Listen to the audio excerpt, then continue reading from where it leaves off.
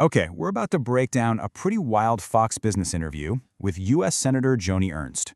In just a few minutes, she covers everything from potential fraud to political rhetoric, all the way to military policy. So let's try and make some sense of it. All right, because this interview really jumps between totally unrelated topics, we're going to break it down by theme, just to make it easier to follow. First up, we'll look into a claim she makes about potential fraud with a $1 million earmark. Then, we're going to switch gears and dive into a pretty heated debate about political language. And we'll wrap up with the senator's take, as a combat veteran herself, on women in the military. Okay, so let's start with what was probably the most detailed part of the whole interview. Senator Ernst says that while she was doing her committee work, she stumbled upon a congressional earmark that, well, raised some pretty serious red flags for her. But before we get into the nitty-gritty of her claim, we need to make sure we're all on the same page. So, first things first, what is a congressional earmark anyway? To put it simply, it's basically a way for a member of Congress to steer federal money to a very specific project back in their home district.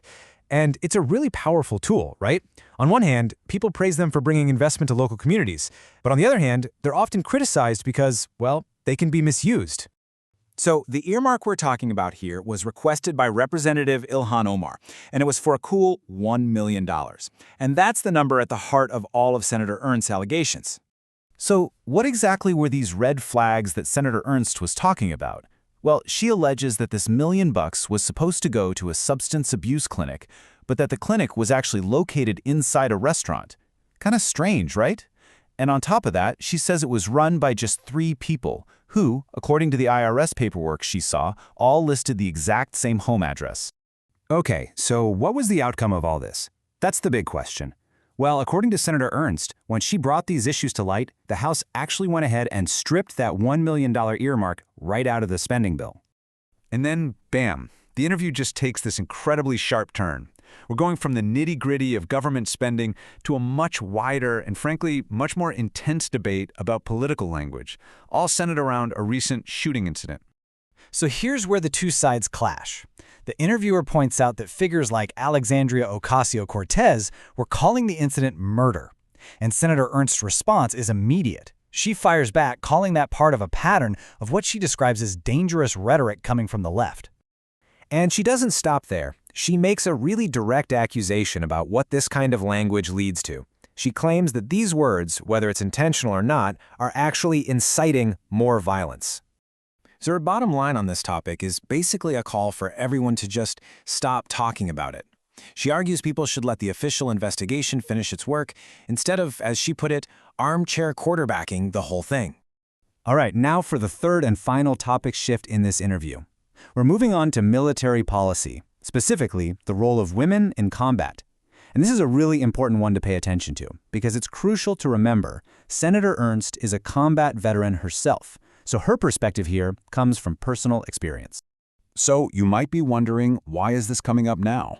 Well, the interview gives us the context. The Pentagon is currently doing a big official review, and what they're looking at is just how effective women are in ground combat roles. And that review is the perfect setup for the big question they asked the senator. With this review happening, where does she stand on women serving in these combat jobs? And her answer was crystal clear, no hesitation.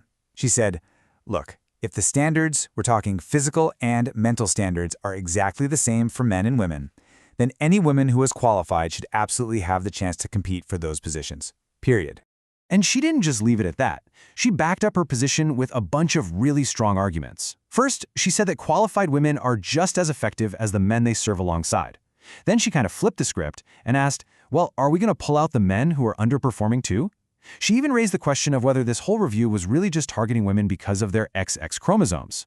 For her, the real issue, the key thing, isn't about gender at all. It's about having effective leadership.